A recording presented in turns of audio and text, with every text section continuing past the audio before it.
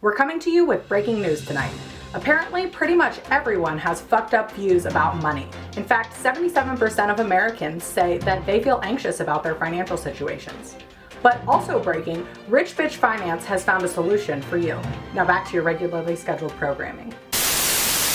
What is up, future rich bitches? Thank you so much for joining me today. I am so excited to tell you about these 3 books that completely changed my fucked up views on money, and I'm hoping can do the same for you. I will link all of the books below in the description box so that you can go ahead and purchase these yourselves and start your money transformation today. But before I get into that, if you are interested in learning about investing, building your wealth, and how you can become a future rich bitch, please make sure to subscribe to my channel. I release a new video every week that dives into those topics, and I want to be a rich bitch just as much as you. So if you find this video helpful, please make sure to give it a thumbs up because that helps me with the algorithm. Okay, so let's get into it. So how do you feel when you think about your money? Maybe you're worried about the future, don't know how you're ever going to make more, and a lot of people just feel a lot of anxiety about many aspects of their financial situation. Your expenses are too high, your income is too low, but it doesn't have to be this way. So today I'm going to tell you about 3 books that absolutely transformed how I think about money and allowed me to double my net worth in under 2 years and got me on track to being able to be a millionaire before 40. So I'm going to break down the bit of knowledge that I took from each of these 3 books and how I applied that to altering my money mindset so that I was able to actually take action to reach my money goals. So what my goal is that by sharing this information with you, this methodology will also work for you so that you can start achieving your money goals. First, I want to talk to you a little bit about the origin of my limiting beliefs. So I grew up in Los Angeles, California, and everything was okay for probably the first 6 to 7 years of my life. It was pretty stable,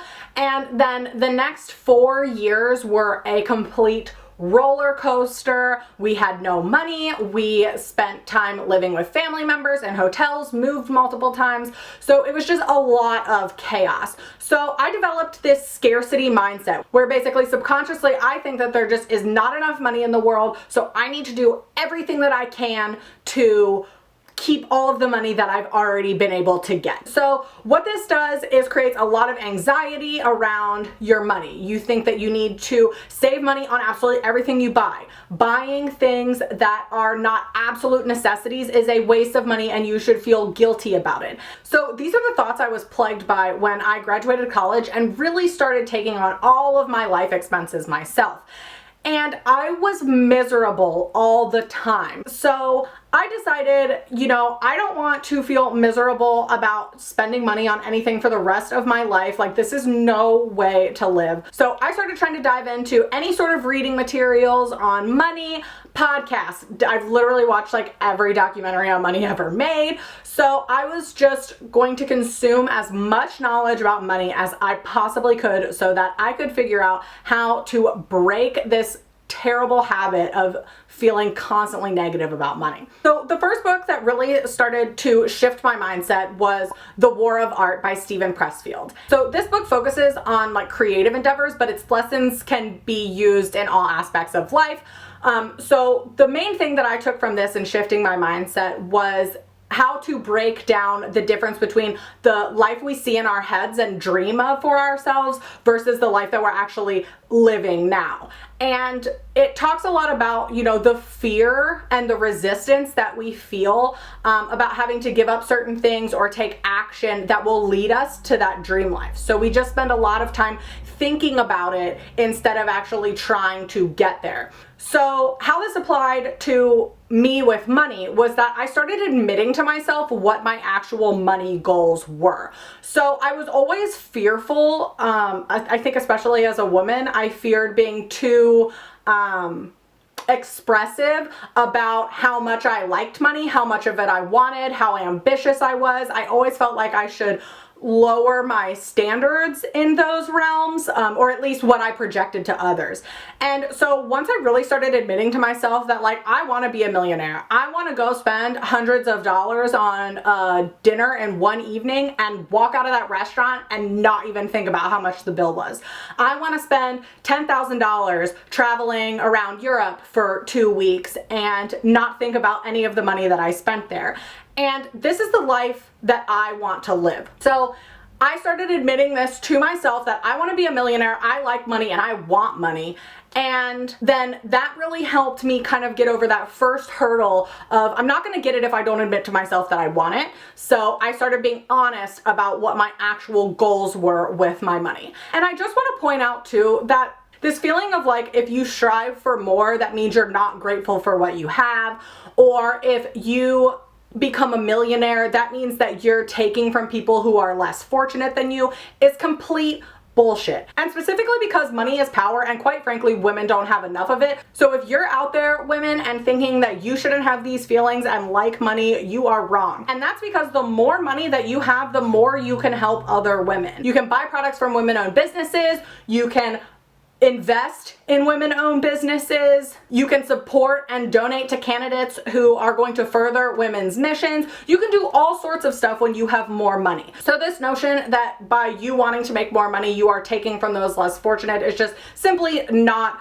true. And if you really want to start making that shift in your mind to start reaching your goals, I would definitely recommend that you start with The War of Art. Okay, so after I had shifted my mindset, I had to figure out how to actually get the money, right? So then I started reading a lot of actual like personal finance books that were much more specific to like how to become a millionaire, how to increase your earnings, how to do all of these things. And what I found was that the vast majority of them just perpetuate that scarcity mindset that I already had and was troubled by, and say, like, just don't buy coffee. Don't spend on anything that's, a little bit extravagant or whatever. Buy the absolute cheapest thing of everything in your life, and eventually when you're 60, you'll be a millionaire.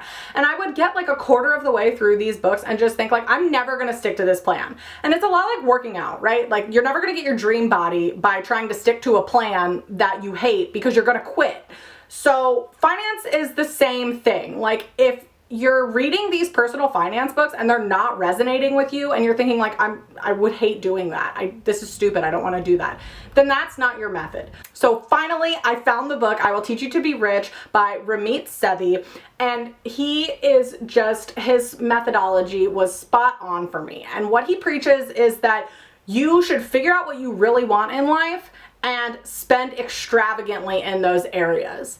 And then everything that like you're just buying because your friend got it, or like you don't really care about it, then cut back mercilessly in those areas. Now, this was something I could get down with. I love traveling. So like, I could still go on vacations, I could spend extra to stay in nice places, eat at nice restaurants while traveling. I didn't have to feel bad about any of that. But like, I don't care about living in the coolest apartment. So I can save some money by maybe renting something that's not as dope. And so his method is really about like finding what you care about, spending lots of your money on that, and spending a little bit on all the stuff that you don't. So this was a complete game changer for me, because I had permission now to spend on the things that I loved and didn't feel that suffocation of the scarcity mindset anymore. So if this is something that sounds really great for you, definitely check out this book. It is full of so many actionable and informative steps that you can take to start to transform your finances and your mentality about money. So I would just, if you are on your personal finance journey, I literally cannot recommend this book enough. It is my absolute favorite finance book ever. So definitely make sure you get this one of any of the three. They're all great, but this one is just like my absolute fave. But let's say that maybe this method doesn't really resonate with you. So if that's the case, I want you to find your own method. Like I talked about, you're not gonna stick with it if you don't like it. So I think this book is amazing. It definitely resonates with me, but it's a lot about like stock market investing and things like that. That's my jam. I love that. But maybe you're way more into real estate investing. Then you can find books on how to make money through real estate and things like that. So find your method. The key to this part is once you make that mental shift and you know what you want, then find the way that works best for you to go get it. All right, so the next step after this, now I had all of the programming, I had my mental shift set, ready to go to become a millionaire, but I was still having trouble like taking the leap to actually doing those things with my money. So this is a concept that I learned about in the book Atomic Habits by James Clear, and it's about motion versus action. So I felt like I was on it when I found I Will Teach You to Be Rich. I was, like, oh my gosh, I totally get it now. I can spend on all this stuff. I can save here. I can invest this way. I can do all this. And so I felt really confident and started, reading a lot more about investing this way and personal finance, but I wasn't actually doing anything. So when I read Atomic Habits, James Clear talks about how we feel really accomplished when we're in motion. So like I found this method and I was like, I'm one step away from becoming a millionaire. Only I wasn't, because I hadn't actually done anything. So you have to actually take action on the things that you're learning to get to the place that you want to go. And so this book, Atomic Habits, focuses on how making these tiny, tiny incremental 1% changes over time will lead to enormous results if you just keep at the process and slowly improve over time. So once I learned about this concept of motion versus action, it got me to actually start applying all of the concepts that I had learned about in I Will Teach You to Be Rich. And now that book has a lot of action items, but it's still super scary to start doing things with your money that maybe won't work out or are a little bit riskier than what you're doing now. So this last book was really the icing on the cake that got me to understand that, like I shifted my mindset to thinking that I could become a millionaire. I had found a method that I wanted to apply to get there, but that wasn't enough. I was never going to actually realize that dream life that I knew was now attainable if I didn't actually just start taking some risks and get up off my ass and start taking action. So this book is extraordinary at showing you that you don't have to take these enormous leaps with your money. You don't have to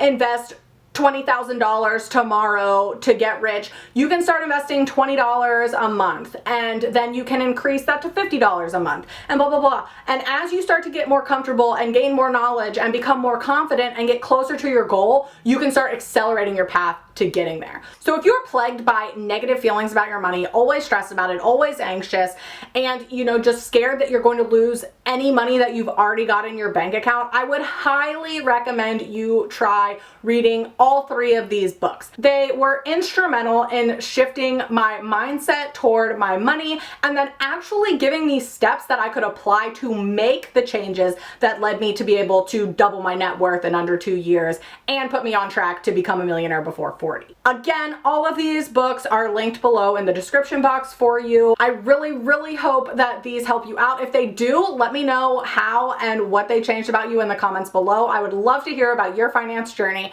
And again, make sure to subscribe to this channel if you want to become a rich bitch, learn about investing and how to build your wealth. And thank you so much for tuning in. I will see you soon. Bye.